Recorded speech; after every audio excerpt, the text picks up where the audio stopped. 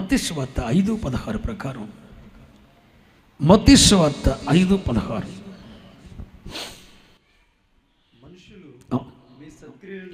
మనుషులు మీ సత్క్రియలను చూసి పరలోకమందున్న మీ తండ్రిని మహిమపరచునట్లు, మనుషులు మీ సత్క్రియలు చూసి పరలోకమందున్న మీ తండ్రిని మహిమపరచునట్లు వారి ఎదుట మీ వెలుగు. దేన్ని చూసి మీ వెలుగు ఎలా ప్రకాశిస్తుంది?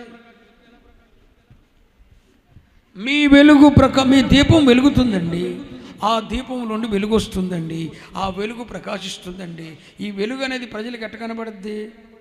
మీ సత్క్రియలను చూసి. అనండి అనండి అంటే ఆ సత్క్రియలే వెలుగు. ఏం చెప్పండి? సత్క్రియలే వెలుగు. వృద్ధాప్యలో ఉన్న నీ అత్తమామలను పరామర్శించడమే వెలుగు, సత్క్రియలు.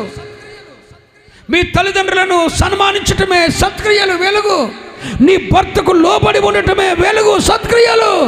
ఉపదేశ క్రమానుసారంగా జీవించి ఉండటమే వెలుగు, సత్క్రియలు. సత్క్రియ. నువ్వు వెలుగుతున్నావు అనటానికి, వెలుగు ప్రకాశిస్తుందంటే అర్థమేంటి తెలుసు? ఆ వెలుగు పేరుకి అర్థమేంటి తెలిసే? ఆ వెలుగు ఏంటో తెలుసు? సత్క్రియలు. అత్తమామల కంచులో ముద్దయ్యావు, వృద్ధాప్యలో ఉన్న తల్లిదండ్రులు చీకొడతావు, ఉపదేశ క్రమానికి లోబడవు, దారిని కష్టాల్లో ఉన్న వాడిని పరామర్శించవు. మరి ఎలా సత్క్రియలు లేకుండా నీ వెలుగు ఎలా ప్రకాశిస్తుంది? సాక్షి జీవితం అంటే వెలుగుతుందంటే అర్థమేంటి తెలుసా? నువ్వు సత్క్రియలు చేయాలి. నువ్వు రక్షింపబడినావు అనటానికి గుర్తు నీ సత్క్రియలు, నువ్వు చేసే క్రియలు. నువ్వు మోకరించవు, ప్రార్థించవు, కన్నీళ్ళు విడవు, బలిపీఠం దగ్గర రావు, ఆదివారం వస్తావు పోతావు. మరి సత్క్రియలు ఏంట?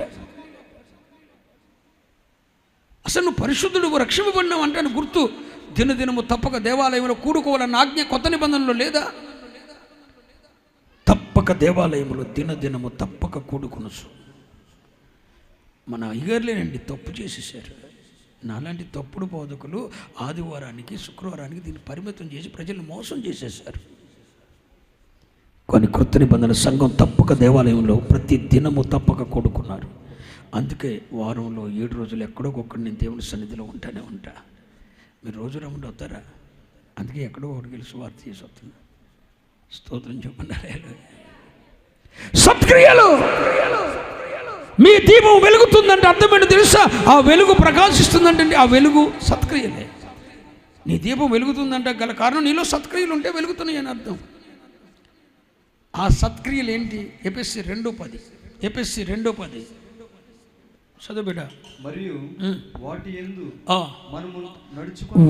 యందు మనము నడుచుకొనవలెనని మరియు వాటి యందు మనము నడుచుకొనవలెనని దేవుడు ముందుగా సిద్ధపరిచిన సత్క్రియలు చేయుటకై మనము యేసుక్రీస్తునందు సృష్టింపబడిన వారమై ఆయన చేసిన పని అయి ఉన్నాము.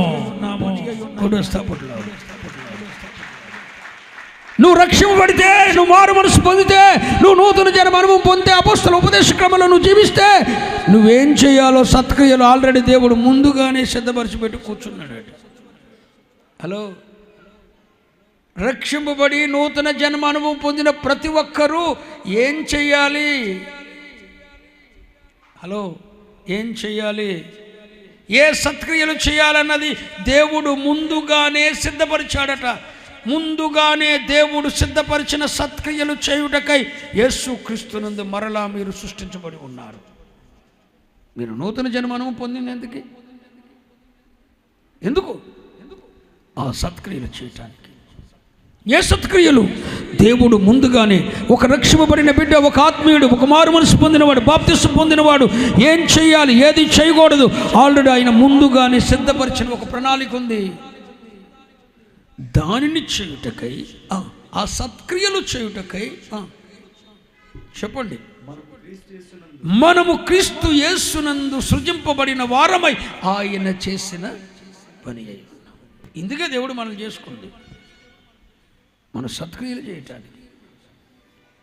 ఏది సత్క్రియ అని నీకు అనిపిస్తుందో తప్పకుండా దాన్ని చేయి. ఒకరిని ఆదరించటం సత్క్రియ అన్ని కనిపిస్తే ఆదరించు, క్షమించటం సత్క్రియ అనిపిస్తే క్షమించు, ఒకరిని చేర్చుకోవటం సత్క్రియ అనుకుంటే చేర్చుకో, ఒకటి వదిలేయటం సత్క్రియ అనుకుంటే వదిలే. ఏది సత్క్రియ ఆ సత్క్రియ చేయి. ఇదే మాట ఆ మొదటి మనుషుడైన కయ్యనుతో కూడా దేవుడు మొదటి మనుషుడని ఎందుకంటున్నానంటే ఆదాము అవ్వలు దేవుని కుమారులు అని బైబిల్లో ఉంది. ఎవరు? హలో, ఆదాము ఎవరు? నరుడు, దేవుని కుమారుడు. ఆ దేవుని కుమారునికి పుట్టిన మొదటి నరుడు ఎవడు? కయ్యను. ఈ కయ్యను గాడు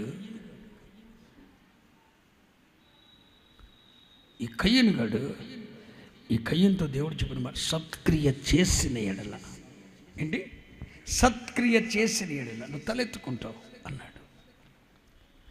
కానీ దేవుడు చేయమని సత్క్రియ చేయను అన్నాడు. చేయలేదు, సత్క్రియ చేయలే. ఆయనకి ఇష్టమైన చేశాడు.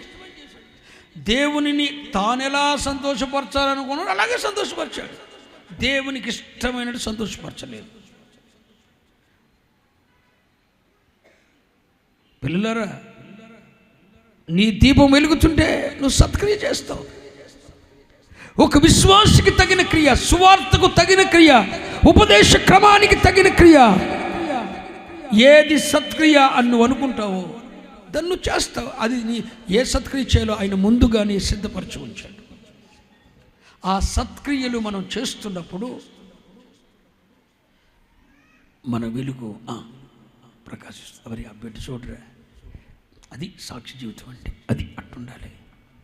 ఆ బిడ్డ చూడు వాళ్ళ తల్లిదండ్రులు ఎట్టు గౌరవిస్తుందో, వాళ్ళ అత్తమ్మమ్మని చూడు ఎట్టు గౌరవిస్తుందో. ఆ బిడ్డ చూడు దైవ సేవకుని పట్ల ఎంత ప్రేమ కలిగి ఉందో, సంఘం అంటే ఎంత ప్రేమ, అనేకులను దేవునితో తిప్పడానికి ఎలా పనిచేస్తుందో, ఎలా క్షమించే మనస్తత్వం ఉందో, ప్రేమించే మనస్తత్వం ఉందో, హత్తుకునే మనస్తత్వం ఉందో, దేవునికి విరోధమైన వాటిని విడిచిపెట్టే మనస్తత్వం, అది కూడా చూడరా ఎన్ని సత్క్రియలు ఉన్నాయి. సునేములో ఉన్న గనురాలికి సాక్షి జీవితం లేదా? ఆమె పేరే గనురాలు. సునేములో ఉన్న గనురాలండి ఎన్ని సత్క్రియలు చేస్తే ఆ స్థాయికి వచ్చిందంటారు. దైవజనునికి మేడ మీద ఒక మిద్ది కట్టి దాని మీద మంచం, దీపస్తంభం, బల్ల,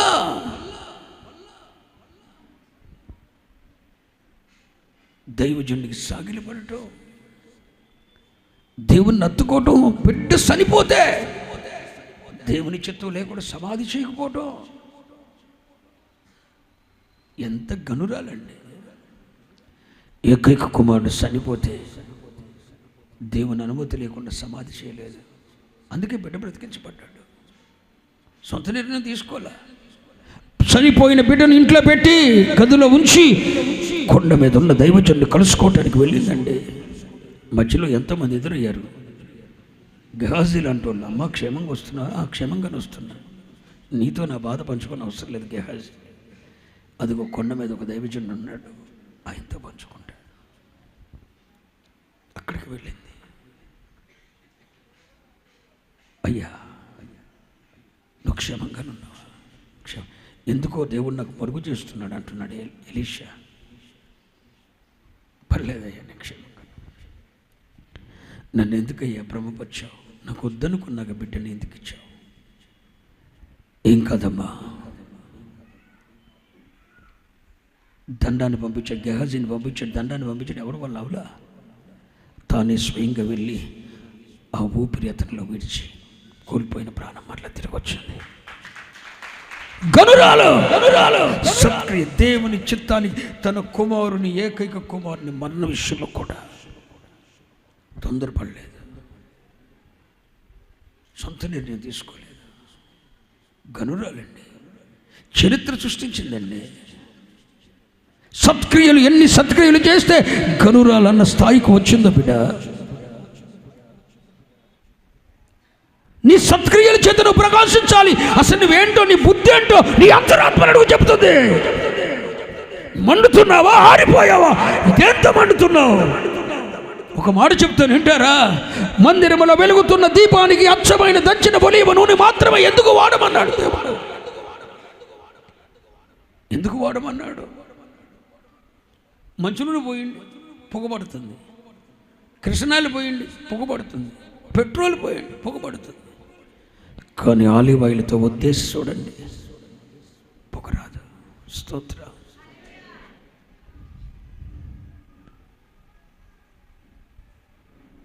నీ సత్క్రియలు నీకు నిన్ను తృప్తిపరిచేవి కాదు. ఆ సత్క్రియలు పొగలేనివై ఉండాలి. దేవునిని మాత్రమే సంతోషపరిచేవై ఉండాలి. అచ్చమైన ఒలీవ నూనె అవి దేవునిని మాత్రమే సంతోషపరిచే. నేను సత్క్రియ చేశాను రా, 100 మందికి బట్టలు ఇచ్చేసాను. అవునా? సంతోషపడిపోతా? ఫీల్ అయిపో.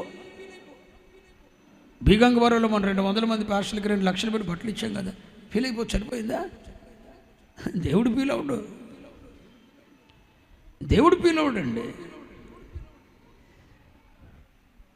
దేవుడు ఫీల్ అయ్యేంత సత్క్రియ అచ్చమైన ఒలీవ నూనె. పొగపట్టింది, ఇక్కడిక్కడే పొగపట్టేది. తనకు ఘనత కొరకు, తన సులాభం కొరకు ప్రయత్నించే సత్క్రియలు దేవునికి అక్కర్లేదు. దేవునికి మహిమ తెచ్చే సత్క్రియ. ఏం చేస్తే దేవునికి మహిమ వస్తుంది? ఏం చేస్తే దేవునికి మహిమ వస్తుంది? ఏది సత్క్రియ? సత్క్రియ ఈజ్ ఈక్వల్ టు దేవునికి మహిమ తెచ్చేది. నువ్వేం చేస్తే దేవునికి మహిమ వస్తుంది? ఇంకెంత తగ్గించుకుంటే దేవునికి మహిమ వస్తుంది? ఇంకెలా సత్య బతికితే దేవునికి మహిమ వస్తుంది? ఇంకెలా బ్రతికితే దేవునికి మహిమ వస్తుంది? అది అచ్చమైన దంచిన ఒలీవ నూనెతో తీసేది. అలానే దీపం వెలగాలి.